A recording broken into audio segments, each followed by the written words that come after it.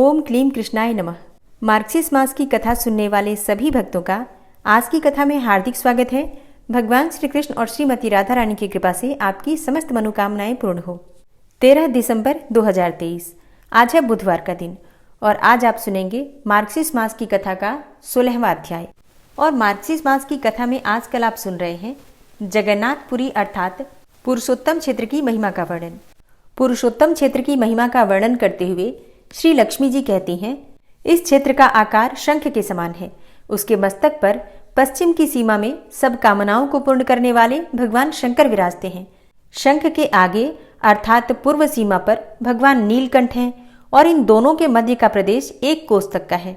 भगवान नारायण का यह परम पावन क्षेत्र अत्यंत दुर्लभ है। यहाँ मृत्यु हो जाने मात्र से ही प्राणियों की मुक्ति हो जाती है तथा यहाँ का समुद्र स्नान करने मात्र से ही मोक्ष प्रदान करने वाला है। शंखाकार तीर्थ के दूसरे आवर्त में कपाल मोचन नामक लिंग स्थित है। जो मनुष्य कपाल मोचन का दर्शन, पूजन और उन्हें प्रणाम करता है वह ब्रह्म हत्या आदि पापों का त्याग कर देता है। हे धर्मराज, शंख के तृतीय आवर्त के स्थान में मेरी आद्या शक्ति विमला देवी को स्थित जानो। वे भोग और मोक्ष प्रदान करने वाली हैं। जो भक्ति पूर्वक इनका दर्शन, पूजन और इन्हें प्रणाम करता है वह संपूर्ण कामनाओं को प्राप्त कर लेता है और अंत में मोक्ष को भी पाता है। शंख के नाभि स्थान में कुंड, वट और भगवान पुरुषोत्तम इन तीनों की स्थिति है। कपाल मोचन से लेकर अर्धांशनी तक शंख का मध्य भाग जानना चाहिए और जो अर्धांशनी का दर्शन करके उन्हें प्रणाम करता है वह अक्षय भोगों का उपभोग करता है। तीनों लोकों में जो स्वर्ग और मोक्ष प्रदान करने वाले तीर्थ हैं उन सब में यह पुरुषोत्तम क्षेत्र तीर्थराज कहा गया है। मुक्तिदायक जितने भी क्षेत्र हैं उन सब में यह सायुज्य प्रदान करने वाला माना गया है। यहाँ निवास करने वाले प्राणी जन्म, मृत्यु और जरा का शोक नहीं करते। रोहिणी नामक कुंड भगवान के करुणा रूप जल से भरा हुआ है और वह स्पर्श करने मात्र से ही भवबंधन से मुक्ति देता है। प्रलय काल में जो जल बढ़ता है वह पीछे इसी कुंड में विलीन हो जाता है। हे धर्मराज, यहाँ के निवासी मोक्ष के अधिकारी हैं, उन पर तुम्हारा शासन नहीं चल सकता। यह क्षेत्र पृथ्वी पर रहने वाले सब प्राणियों को मोक्ष प्रदान करता है। कामाक्ष और क्षेत्रपाल के मध्य में विमला की स्थिति है। भगवान पुरुषोत्तम के दक्षिण भाग में साक्षात ब्रह्म स्वरूप नृसिंह जी विराजमान है। ये प्रभा से उज्जवल हैं और हिरण्यकशिपु का वक्षस्थल विदीर्ण करके यहाँ स्थित हुए हैं। इनके दर्शन से सब पापों का नाश हो जाता है और इनके आगे प्राणों का त्याग करने वाला मनुष्य ब्रह्म सायुज्य को प्राप्त होता है। अविमुक्त क्षेत्र अर्थात काशी में मरने वाले प्राणी के कानों में भगवान महेश्वर बोध के उपाय भूत ब्रह्म ज्ञान का उपदेश देते हैं और बुद्धि से उसका अभ्यास करके जीव क्रमशः मोक्ष को प्राप्त होता है। उपदेशक भगवान शिव की महिमा से वह ज्ञान कभी विस्मृत नहीं होता, क्रमशः अभ्यास में आकर मोक्ष की प्राप्ति करा देता है। परंतु जो लोग इस पुरुषोत्तम क्षेत्र में प्राण त्याग करते हैं उनकी तो तत्काल ही मुक्ति हो जाती है। यहाँ समुद्र स्नान करने से, भगवान पुरुषोत्तम अपने दर्शन से, कल्प वृक्ष अपनी छाया में जाने से तथा यह संपूर्ण क्षेत्र अपने भीतर कहीं भी मृत्यु होने से मोक्ष प्रदान करता है। जो मनुष्य भक्ति पूर्वक जिसमें भी विश्वास करता है वह उसी से यहाँ मुक्त हो जाता है। ऐसा तीर्थ दूसरा नहीं है। इस क्षेत्र में अंतर्वेदी की रक्षा के लिए 8 शक्तियां बताई गई हैं। वट वृक्ष की जड़ में मंगला, पश्चिम में विमला, शंख के पृष्ठभाग में सर्वमंगला, उत्तर दिशा में अर्धांशनी तथा लंबा, दक्षिण में कालरात्रि, पूर्व में मरीचिका तथा कालरात्रि के पीछे चंड रूपा शक्ति स्थित है। इस प्रकार इन उग्र रूप वाली 8 शक्तियों से यह क्षेत्र सब ओर से सुरक्षित है। इन 8 शक्तियों के दर्शन तथा कीर्तन से सब पापों का नाश हो जाता है। रुद्राणी के 8 भेद देखकर भगवान शंकर भी अपने को 8 स्वरूपों में व्यक्त करके परमेश्वर श्रीहरि की उपासना करते हैं। कपाल मोचन, क्षेत्रपाल, यमेश्वर, मार्कंडेश्वर, ईशान, बिल्वेश्वर, नीलकंठ और वटवृक्ष की जड़ में वटेश्वर, ये 8 भगवान शिव के लिंग हैं जिनका दर्शन, स्पर्श और पूजन करके मनुष्य मुक्त हो जाता है। इस क्षेत्र में जिनकी भी मृत्यु होती है उनके स्वामी यमराज नहीं है, तथापि भक्त को आत्मसमर्पण करने वाले शरणागत दुखभंजन भगवान जगन्नाथ को यमराज ने अपनी भक्ति से संतुष्ट कर लिया है। इसलिए मेरे और सुदर्शन चक्र के साथ भगवान विष्णु स्वर्ण बालुका से आवृत होकर न त्यागने योग्य इस उत्तम तीर्थ में अदृश्य भाव से रहेंगे। यमराज से ऐसा कहकर लक्ष्मी जी ने आगे खड़े हुए ब्रह्मा जी से कहा, सत्य युग में राजा इंद्रद्युम्न होने वाले हैं जो भगवान विष्णु के परम भक्त तथा शास्त्रों के विद्वान होंगे। हे प्रजानाथ, उस राजा पर अनुग्रह करने के लिए भगवान एक काष्ठ से उत्पन्न होकर 4 प्रतिमाओं के रूप में अभिव्यक्त होंगे। काष्ठ की उन प्रतिमाओं का निर्माण स्वयं विश्वकर्मा करेंगे और तुम इंद्रद्युम्न पर प्रसन्न होकर उन प्रतिमाओं की स्थापना कराओगे।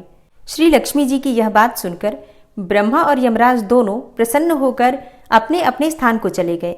फिर पुरुषोत्तम क्षेत्र की महिमा का बार बार स्मरण करके विस्मय और हर्ष से उनके शरीर में रोमांच हुआता था। हे मुनियों, इस समय इस क्षेत्र में इंद्रद्युम्न की भक्ति से संतुष्ट होकर नील मेघ के समान श्याम सुंदर शंख चक्र गदाधारी भगवान काष्ठमय शरीर धारण करके संपूर्ण लोकों का उपकार करने के लिए नीलाचल की गुफा में विराजमान है। करुणा सागर भगवान काष्ठ निर्मित बलभद्र, सुभद्रा तथा सुदर्शन चक्र की प्रतिमाओं के साथ स्वयं भी दारुमय विग्रह धारण करके शरणागतों की पीड़ा का नाश करते हैं। उनका दर्शन करके मनुष्य पापों के सुदृढ़ बंधन से भी मुक्त हो जाता है। भगवान विष्णु का यह परम उत्तम स्थान अत्यंत गुप्त है तथा वह अलौकिक प्रतिमा लौकिक रूप से प्रकाशित है। राजा इंद्रद्युम्न को दारुमय शरीर धारण करने वाले भगवान ने वर दिया है। भगवान दीनों और अनाथों के एकमात्र शरण हैं।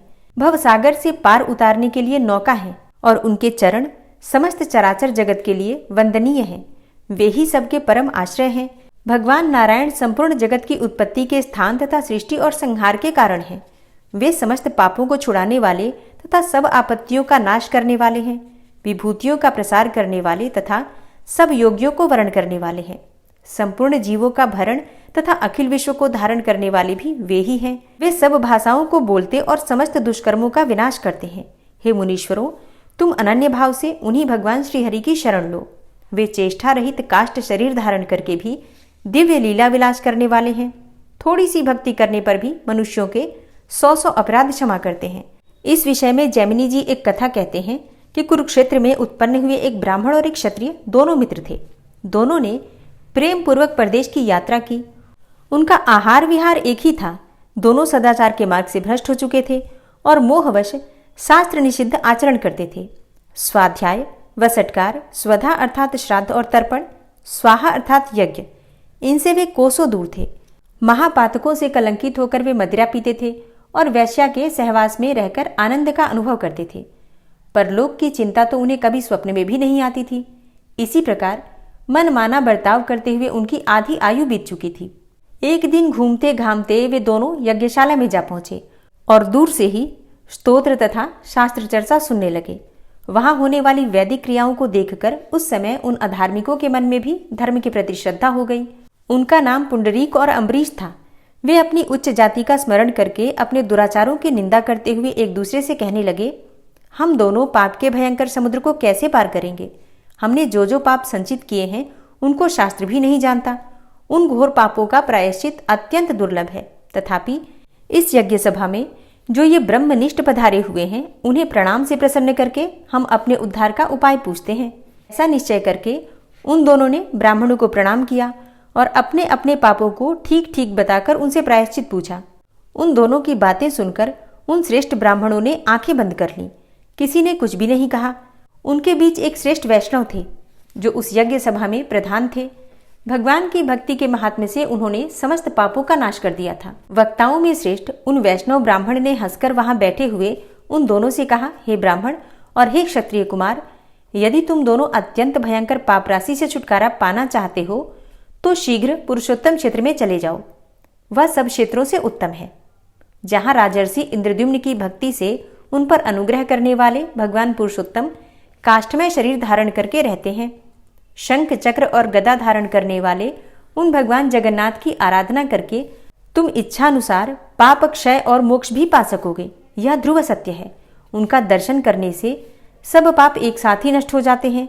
इसलिए परम पवित्र उत्कल देश में दक्षिण समुद्र के तट पर नीलाचल के शिखर पर निवास करने वाले सर्वव्यापी भगवान जगदीश्वर की शरण में जाओ।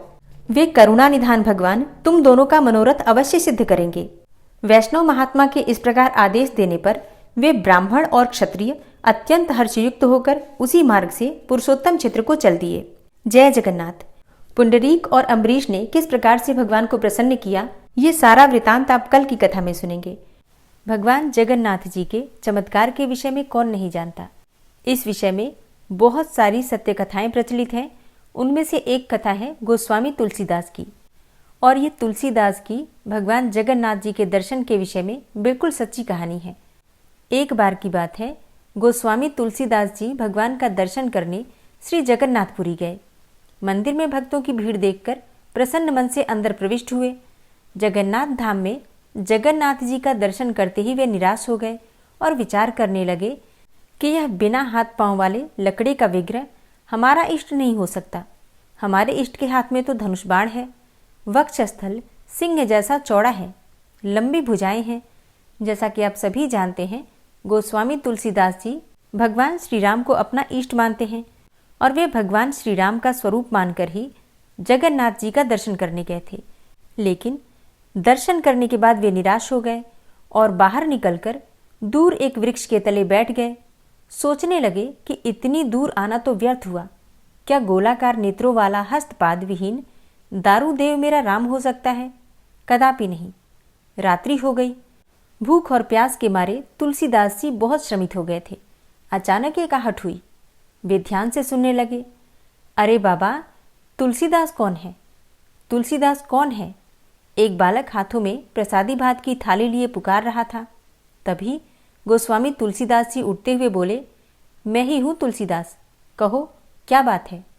बालक ने कहा, आप यहाँ हैं? मैं बड़ी देर से आपको खोज रहा हूँ। बालक ने कहा, जगन्नाथ जी ने आपके लिए प्रसाद भेजा है। तुलसीदास बोले, कृपा करके आप इसे वापस ले जाएं। तब बालक ने कहा, आश्चर्य की बात है, जगन्नाथ जी का भात पाने लोग दूर दूर से आते हैं। कितने भक्त तरसते हैं इस प्रसाद को पाने के लिए, और आप अस्वीकार कर रहे हैं, ऐसा क्यों? तब तुलसीदास जी बोले, मैं बिना अपने इष्ट को भोग लगाए कुछ भी ग्रहण नहीं करता। फिर यह जगन्नाथ का जूठा प्रसाद, जिसे मैं अपने इष्ट को समर्पित न कर सकूं, इसका भोग मैं श्री राम को कैसे लगाऊं? बालक ने मुस्कुराते हुए कहा, बाबा, आपके इष्ट ने ही तो भेजा है। तुलसीदास बोले, यह हस्तपाद विहीन दारू मूर्ति मेरा इष्ट नहीं हो सकते। बालक ने कहा कि अपने श्री रामचरित मानस में तो आपने इसी रूप का वर्णन किया है। और फिर बालक ने श्री रामचरित मानस की उस चौपाई का वर्णन किया। बिनु पद चलई सुनई बिनु काना, कर बिनु कर्म करई विधि नाना, आनन रहित सकल रस भोगी, बिनु बानी बकता बड़ जोगी। अब यह बात सुनते ही तुलसीदास के नेत्रों से अश्रुधारा बहने लगी। मौन हो गए और प्रसाद की थाल रखकर वह बालक यह कहकर अदृश्य हो गया कि मैं ही राम हूँ। मेरे मंदिर के चारों द्वारों पर हनुमान का पहरा है। विभीषण नित्य मेरे दर्शन को आता है। कल प्रातः तुम भी आकर दर्शन कर लेना। अब तुलसीदास जी ने बड़े प्रेम से प्रसाद ग्रहण किया और प्रातः मंदिर में उन्हें जगन्नाथ, बलभद्र और सुभद्रा के स्थान पर श्री राम, लक्ष्मण एवं जानकी के भव्य दर्शन हुए।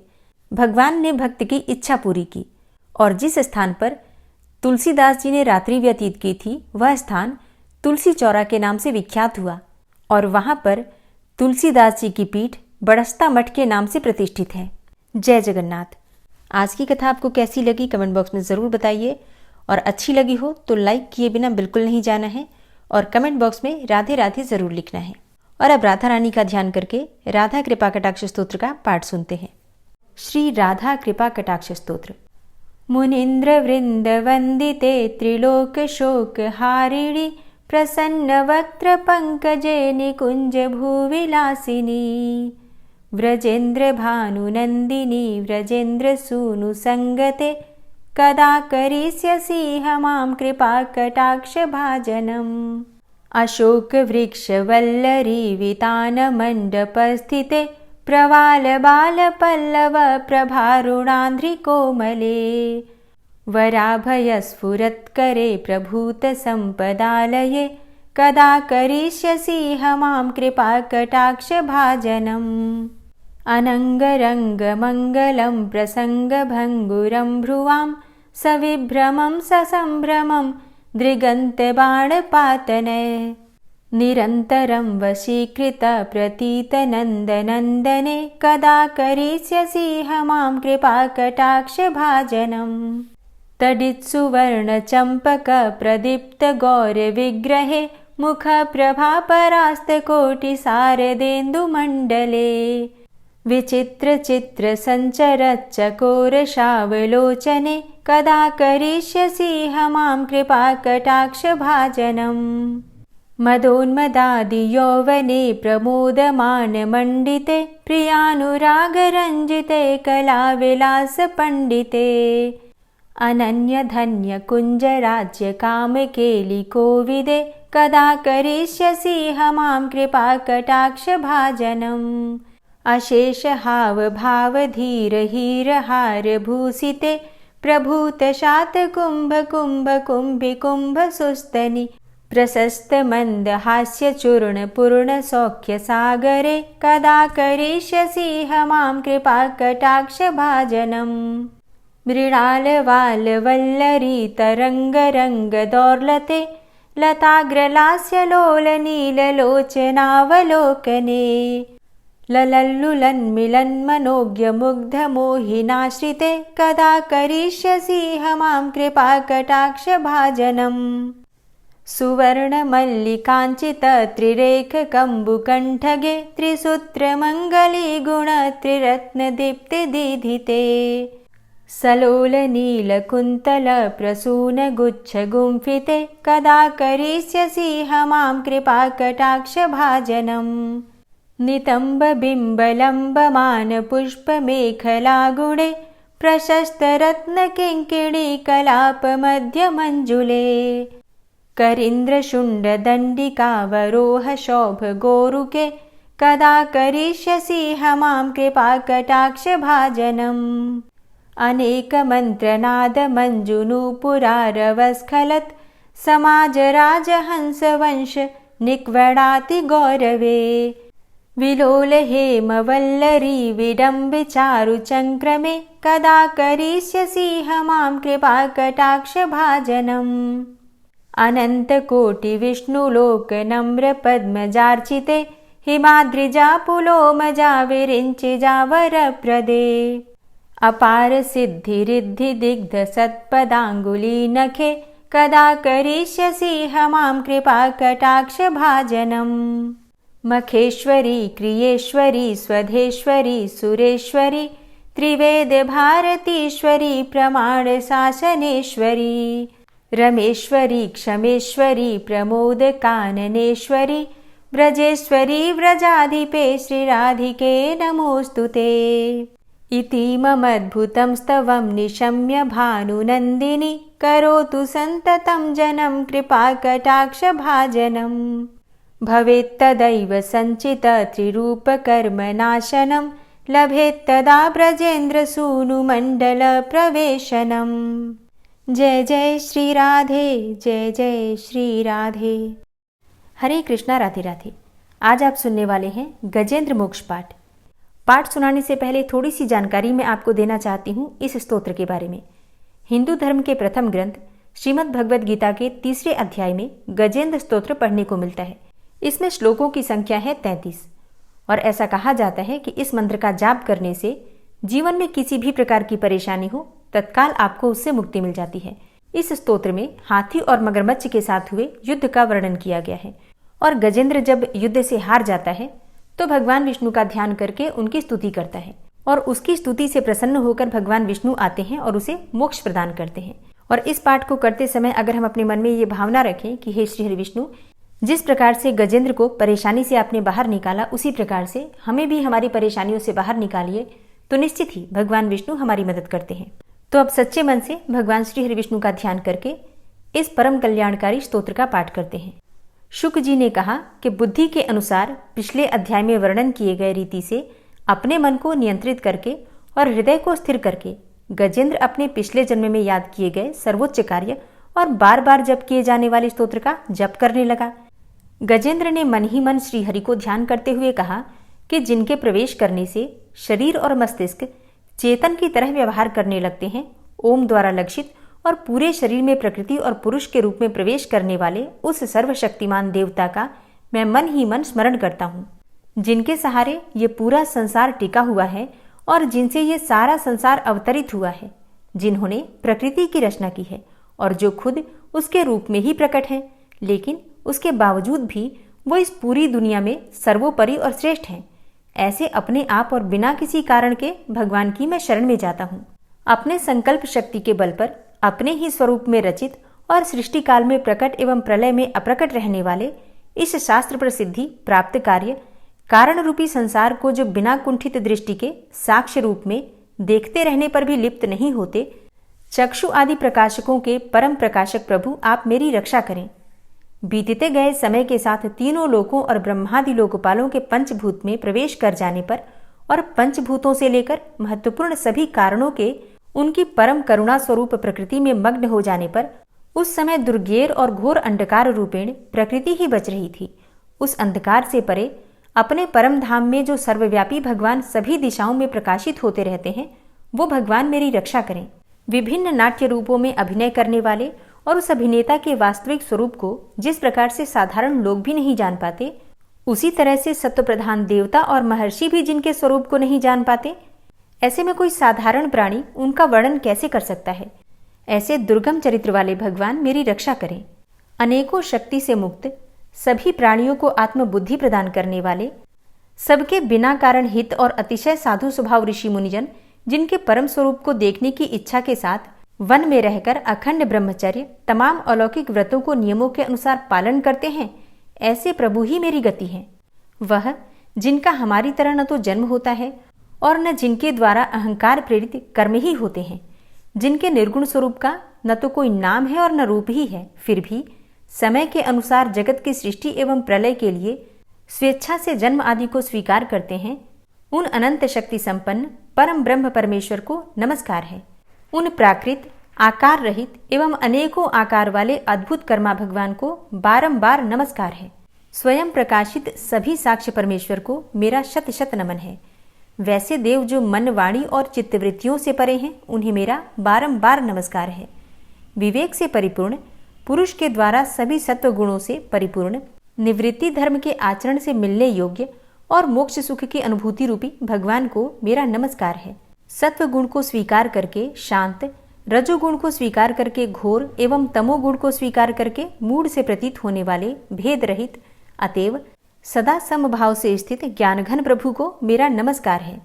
शरीर इंद्रिय आदि के समुदाय रूप संपूर्ण पिंडों के ज्ञाता, सबके स्वामी एवं साक्षी रूप प्रभु को मेरा नमस्कार है।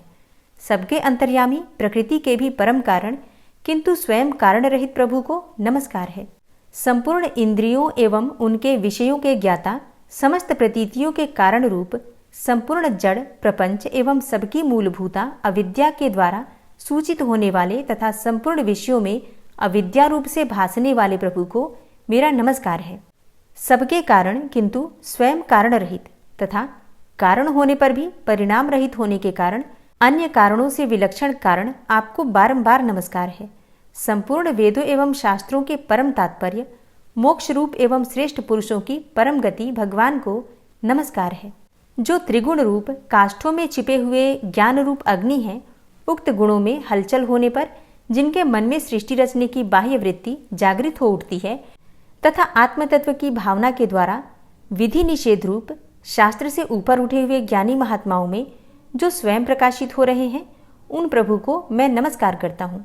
मुझ जैसे शरणागत पशु तुल्य अर्थात अविद्याग्रस्त जीवों की अविद्या रूप फांसी को सदा के लिए पूर्ण रूप से काट देने वाले अत्यधिक दयालु एवं दया करने में भी कभी आलस्य न करने वाले नित्य मुक्त प्रभु को नमस्कार है। अपने अंश से संपूर्ण जीवों के मन में अंतर्यामी रूप से प्रकट होने वाले सर्वनियंता अनंत परमात्मा आपको नमस्कार है। शरीर, पुत्र, मित्र, घर, संपत्ति एवं कुटुंबियों में आसक्त लोगों के द्वारा कठिनता से प्राप्त होने वाले तथा मुक्त पुरुषों के द्वारा अपने हृदय में निरंतर चिंतित ज्ञान स्वरूप सर्वसमर्थ भगवान को नमस्कार है। जिन्हें धर्म, अभिलाषित भोग, धन तथा मोक्ष की कामना से भजने वाले लोग अपनी मनचाही गति पा लेते हैं, अपितु जो उन्हें अन्य प्रकार के अयाचित भोग एवं अविनाशी पार्षद शरीर भी देते हैं, वे अतिशय दयालु प्रभु मुझे इस विपत्ति से सदा के लिए उबार लें। जिनके अनन्य भक्त जो वस्तुतः एकमात्र उन भगवान के ही शरण हैं, धर्म, अर्थ आदि किसी भी पदार्थ को नहीं चाहते, अपितु उन्हीं के परम मंगलमय एवं अत्यंत विलक्षण चरित्रों का गान करते हुए आनंद के समुद्र में गोते लगाते रहते हैं, उन अविनाशी, सर्वव्यापक, सर्वश्रेष्ठ ब्रह्मादि के भी नियामक अभक्तों के लिए प्रकट होने पर भी भक्ति योग द्वारा प्राप्त करने योग्य, अत्यंत निकट होने पर भी माया के आवरण के कारण अत्यंत दूर प्रतीत होने वाले, इंद्रियों के द्वारा अगम्य तथा अत्यंत दुर्विज्ञेय, अंतरहित किंतु सबके आदि कारण एवं सब ओर से परिपूर्ण उन भगवान की मैं स्तुति करता हूँ।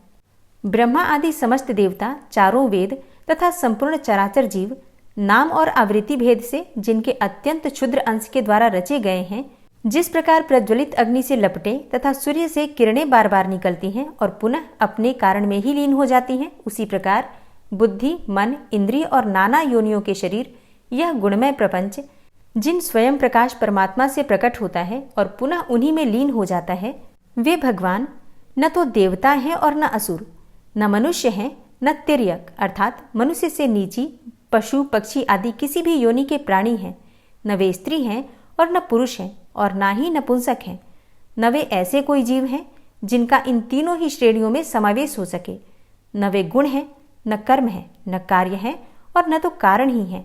सबका निषेध हो जाने पर जो कुछ बच रहता है वही उनका स्वरूप है और वे ही सब कुछ हैं। ऐसे भगवान मेरे उद्धार के लिए आविर्भूत हों। मैं इस ग्राह के चंगुल से छूटकर जीवित नहीं रहना चाहता, क्योंकि भीतर और बाहर सब ओर से अज्ञान से ढके हुए इस हाथी के शरीर से मुझे क्या लेना है। मैं तो आत्मा के प्रकाश को ढक देने वाले उस अज्ञान की निवृत्ति चाहता हूँ, जिसका कालक्रम से अपने आप नाश नहीं होता, अपितु भगवान की दया से अथवा ज्ञान के उदय से ही होता है।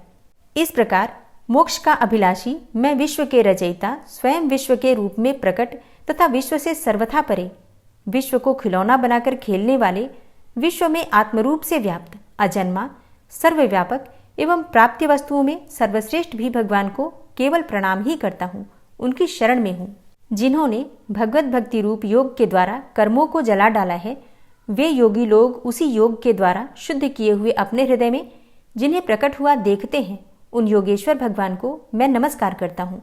जिनकी त्रिगुणात्मक अर्थात सत्व रज तम रूप शक्तियों का राग रूप वेग असह्य है, जो संपूर्ण इंद्रियों के विषय रूप में प्रतीत हो रहे हैं, तथापि जिनकी इंद्रियां विषयों में ही रची पची रहती हैं, ऐसे लोगों को जिनका मार्ग भी मिलना असंभव है, उन शरणागत रक्षक एवं अपार शक्तिशाली आपको बार बार नमस्कार है।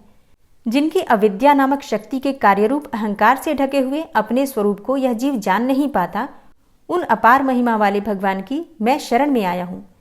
जिसने पूर्वोक्त प्रकार से भगवान के भेद रहित निराकार स्वरूप का वर्णन किया था, उस गजराज के समीप जब ब्रह्मा आदि कोई भी देवता नहीं आए, जो भिन्न भिन्न प्रकार के विशिष्ट विग्रहों को ही अपना स्वरूप मानते हैं, तब साक्षात श्रीहरि, जो सबके आत्मा होने के कारण सर्वदेव स्वरूप हैं, वहां प्रकट हो गए।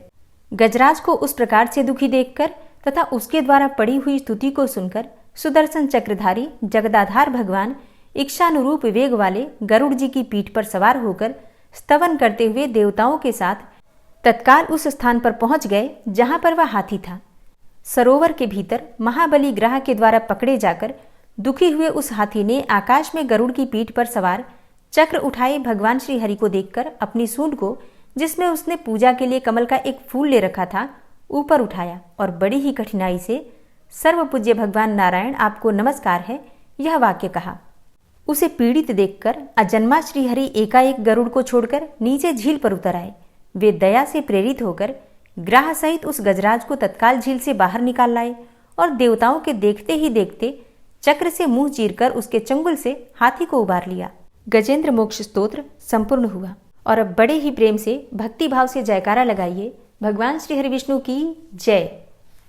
ओम विश्वं विष्णुर्वचटकारो भूत भव्य भवत् प्रभु भूतकृत भूतभृत भावो भूतात्मा भूतवाहन भूतात्मा परमात्मा च मुक्तानां परमागति अव्ययः पुरुषः साक्षी क्षेत्रज्ञो अक्षर एव च योगो योग विदाम नेता प्रधान पुरुषेश्वरः नारसिंह वपु श्रीमान केशवः पुरुषोत्तम सर्वः शर्वः शिवस्थाणुर्भूतादिर्निधिर्व्ययः संभवो भावनो भर्ता प्रभवः प्रभुरीश्वरः स्वयंभू शंभुरादित्यः पुष्कराक्षो महास्वनः अनादिनिधनोधाता विधाता धातुरुत्तमः अप्रमेयो ऋषिकेश पद्मनाभो अमरप्रभु विश्वकर्मा मनुस्त्वष्टा स्थविष्ठः स्थविरो ध्रुवः अग्राह्यः शाश्वतः कृष्णो लोहिताक्षः प्रतर्दनः प्रभूतस्त्रिककुब्धाम पवित्रं मङ्गलं परम् ईशानः प्राणदः प्राणो ज्येष्ठः श्रेष्ठः प्रजापति हिरण्यगर्भो भूगर्भो माधवो मधुसूदनः ईश्वरो विक्रमी धन्वी मेधावी विक्रमः क्रमः अनुत्तमो दुराधर्ष कृतज्ञः कृतिरात्मवान् सुरेश शरणं शर्म विश्वरेता प्रजाभव अह संवत्सरो व्याल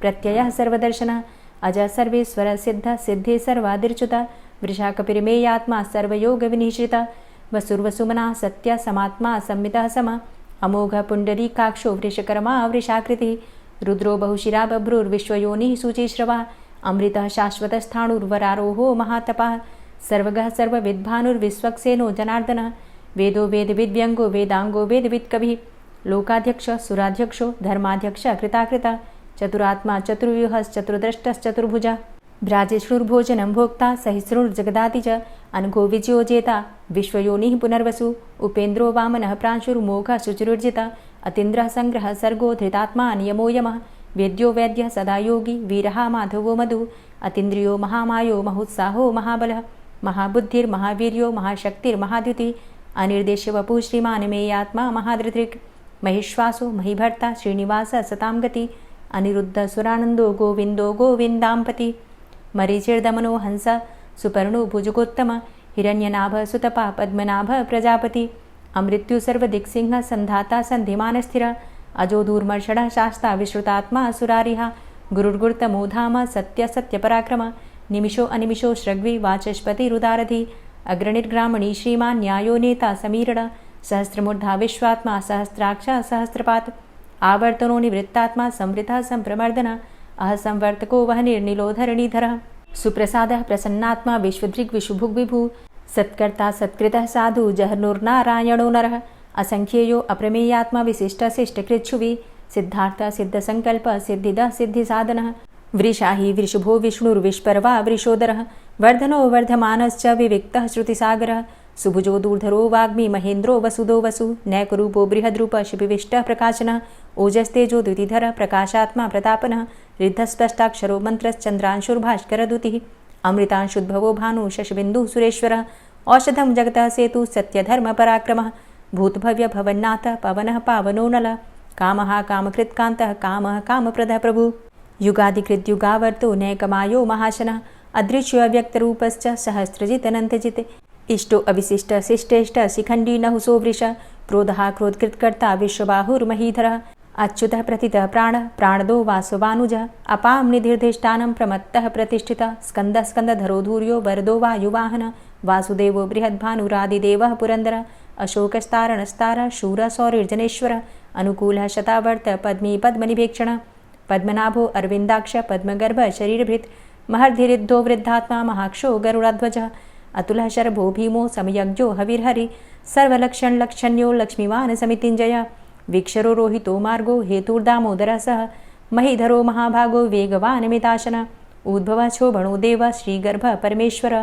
करणं कारणं कर्ता विकर्ता गहनो गुह व्यवसायो व्यवस्थान संस्थान स्थानदो ध्रुव परर्थी परमस्पस्तुष्ट पुष्ट शुभेक्षण रामो विरामो विरजो मार्गो नेयो नयोनयः वीर शक्तिमतां श्रेष्ठो धर्मो धर्मविदुत्तमः वैकुण्ठः पुरुषः प्राणदः प्रणवः पृथु हिरण्यगर्भः शत्रुघ्नो व्याप्तो वायुरुधोक्षजः ऋतुः सुदर्शनः कालः परमेष्ठी परिग्रह उग्रः संवत्सरो दक्षो विश्रामो विश्वदक्षिणः विस्तारः स्थावरस्थाणु प्रमाणं बीजमव्ययम् अर्थो अनर्थो महाकोशो महाभोगो महाधनः अनिर्विण्णः स्थविष्टोऽभू धर्मयुपो महामख नक्षत्रनेमिर्नक्षत्री क्षम छामः समीहन यज्ञ इज्जो महेज्यश्च क्रतुसत्रं सतां गतिः सर्वदर्शी विमुक्तात्मा सर्वज्ञो ज्ञानमुत्तमं सुव्रतः सुमुखः सुष्मा सुघोषः सुखदः सुहृतः मनोहरो जित्क्रोधो वीरबाहुर्विदारणः स्वापनः स्ववसो व्यापी नैकात्मा नैककर्मकृत् वत्सरो वत्सलो वत्सी रत्नगर्भो धनेश्वरः धर्मगुप्त धर्मकृद्धर्मी सदसक्षरमक्षरम् अविज्ञाता सहस्रांशुर्विधाता कृतलक्षणः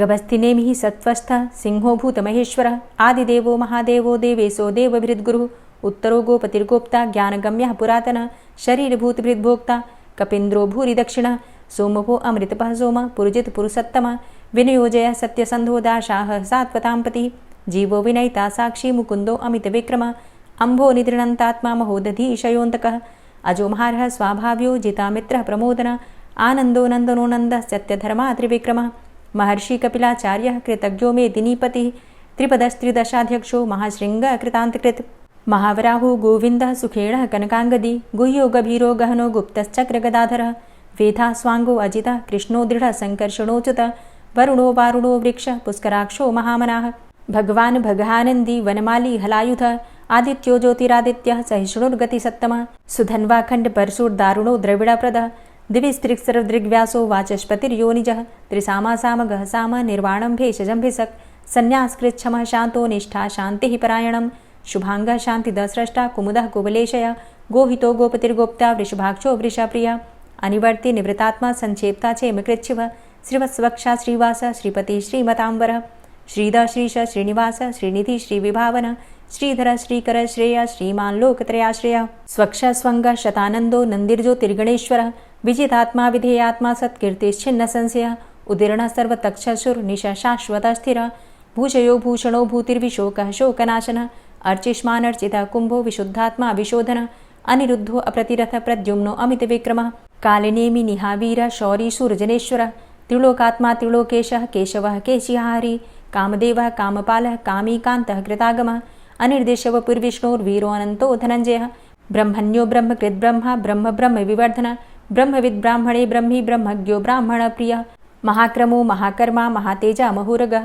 महाक्रतुर्महायज्वा महायज्ञो महाहवि स्तव्यः स्तव प्रियः स्तोत्रं स्तुतिस्तोतारण प्रियः पूर्णः पुरैता पुण्य पुण्यकीर्तिर्नामयः मनोजवस्तीर्थकरो वसुरेता वसुप्रद वसुप्रदो वासुदेव वसुर्वसुमनाहवि सद्गतिः सत्कीर्तिः सत्ता सद्भूति सत्परायणः शूरसेनो यदुश्रेष्ठः सन्निवासः सुयामुनः भूतावासो वासुदेवः सर्वासु निलयोनलः दर्पः दर्पदो दृप्तो दूढरोथा पराजितः विश्वमूर्तिर्महामूर्तिर्दीप्तमूर्तिर्मूर्तिमान् अनेकमूर्तिरव्यक्तः शतमूर्तिः शताननः एको नैकः सवकः किं यत्तत्पदमनुत्तमं लोकबन्धुर्लोकनाथो माधवो भक्तवत्सलः सुवर्णवर्णो हेमांगो वरांगश्चन्दनांगदी वीरः विषमः शून्यो घृताशीर चलश्चलः अमानीमानदो मान्यो लोकस्वामी त्रिलोकदृक् सुमेधा मेधजो धन्यः सत्यमेधा धराधरः तेजो वृषः द्वितिधरः सर्वशस्त्रभृतांबर प्रग्रहो निग्रहो व्यग्रो नैकशृङ्गो गदाग्रजः चतुर्मूर्तिश्चतुर्बाहुश्चतुर्व्यूहश्चतुर्गति चतुरात्मा चतुर्भावश्चतुर्वेदविदेकपात् समावर्तो अनिवृतात्मा दुर्जयो दुरतिक्रम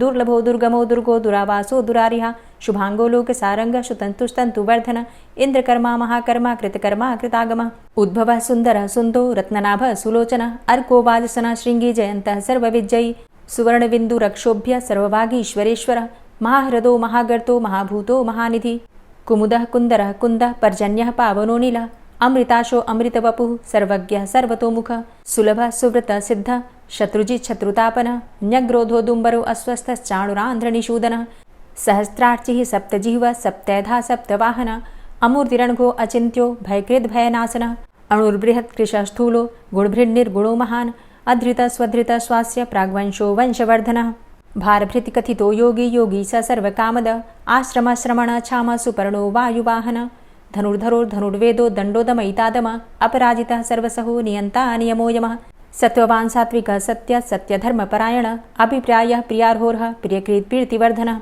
विहाय सगतिर्ज्योति सुरुचिर्हुद्भुग्विभु रविर्विलोचनः सूर्य सविता रविलोचनः अनन्तो हुद्भुग्भोक्ता सुखदो नैकजोग्रज अनिर्विण्ण सदामर्षि लोकाधिष्ठानमद्भुतः सनात सनातन्तमः कपिलः कपिरप्यय स्वस्तिदा स्वस्तिकृत् स्वस्ति स्वस्तिभुक् स्वस्ति दक्षिणः रौद्रः कुण्डली चक्रे विक्रमयुर्जितशासनः शब्दातिगः शब्दशः शिशिरः शर्वरीकर अक्रूरः पेशलो दक्षो दक्षिणः क्षमिणाम्बर विद्वतमो वितभय पुण्यश्रवणकीर्तन उत्तारणो दुष्कृतिः पुण्यो दुःस्वप्ननाशन वीरः रक्षण सन्तो जीवनः पर्यवस्थितः अनन्तरूपो अनन्तसृर्जितमन्युर्भयापः चतुरष्ट्रो गभीरात्मा विदिशो व्यादिशो दिश अनादिर्भूर्भुवो लक्ष्मीः सुवीरो रुचिराङ्गद जननो जन्मादिर्भीमो भीमपराक्रम आधारनीलयोधाता पुष्पहासः प्रजागर ऊर्ध्वगः सत्पथाचारः प्राणदः प्रणमापण प्रमाणं प्राणनीलयः प्राणभृत् प्राणजीवनः तत्त्वं तत्त्वविदेकात्मा जन्म मृत्यु जरातिग पूर्वस्वस्तरुस्तार सविता प्रपितामह यज्ञो यज्ञपतिर्यज्वा यज्ञांगो यज्ञवाहन यज्ञभृद्यज्ञकृद्यज्ञ यज्ञभुग्यज्ञसाधन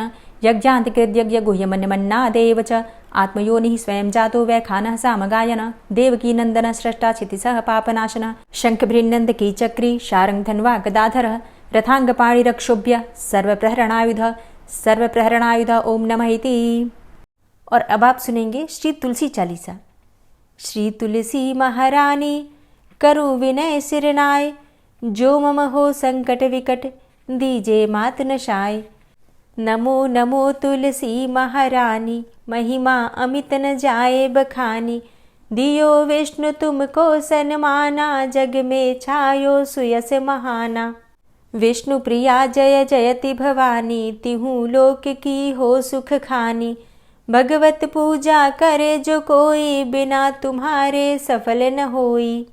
जिन घर तव नहीं होय निवासा, उस घर कर ही विष्णु नहीं बासा। करे सदा जो तव नित सुमिरन, तेहि के काज होय सब पूरन। कार्तिक मास महात्म तुम्हारा, ताको जानत सब संसारा। तव पूजन जो करे कुंवारी, पावे सुंदर वर सुकुमारी। करे जो पूजा नित प्रति नारी, सुख संपत्ति से होय सुखारी। वृद्धा नारी करे जो पूजन, मिले भक्ति होवे पुलकित मन। श्रद्धा से पूजे जो कोई, भवनिधि से तर जावे सोई। कथा भागवत यज्ञ करावे, तुम बिन नहीं सफलता पावे। छायो तब प्रताप जग भारी, ध्यावत तुम्हीं सकल चित धारी। तुम्ही मात यंत्रन तंत्रन में, सकल काज सिद्धि होवे क्षण में। औषधि रूप आप हो माता, सब जग में तव यश विख्याता। देव ऋषि मुनि और तपधारी, करत सदा तव जय जयकारी।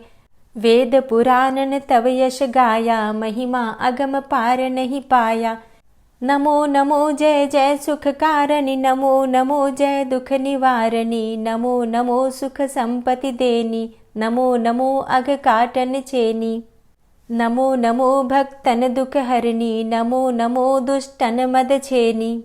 नमो नमो भव पार उतारणी, नमो नमो परलोक सुधारणी।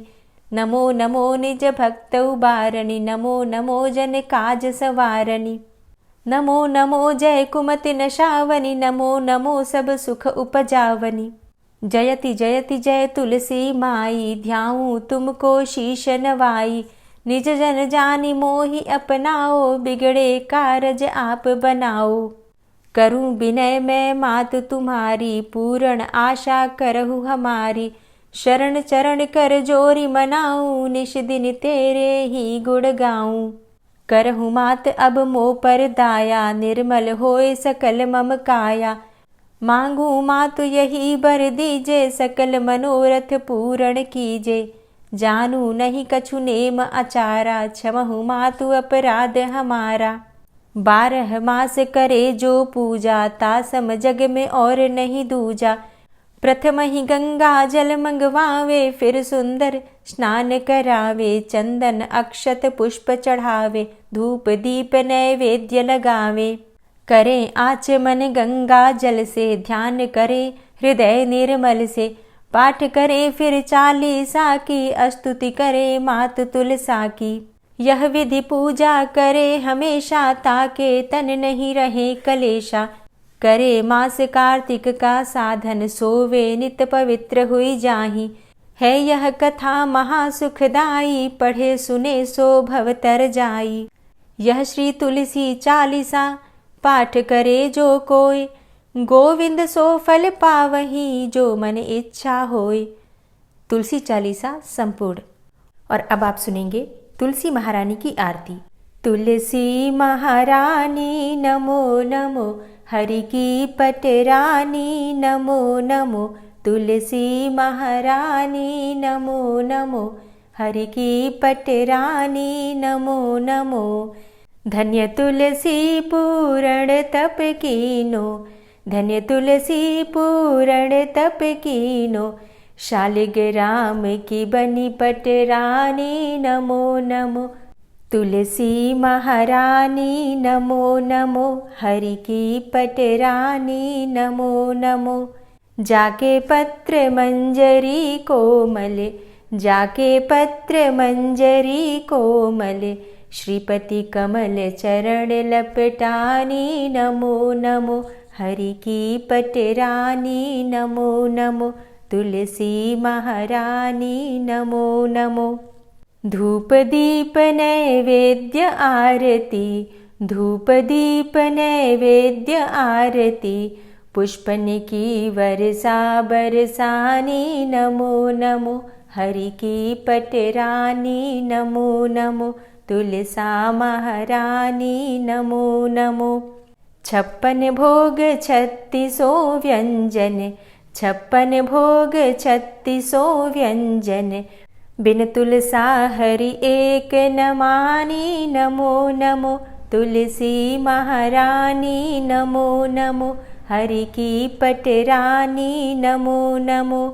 सभी सखी मैया तेरो यश गावे, सभी सखी मैया तेरो यश गावे, भक्ति दान दीजे महारानी नमो नमो, तुलसा महारानी नमो नमो, हरि की पटरानी नमो नमो।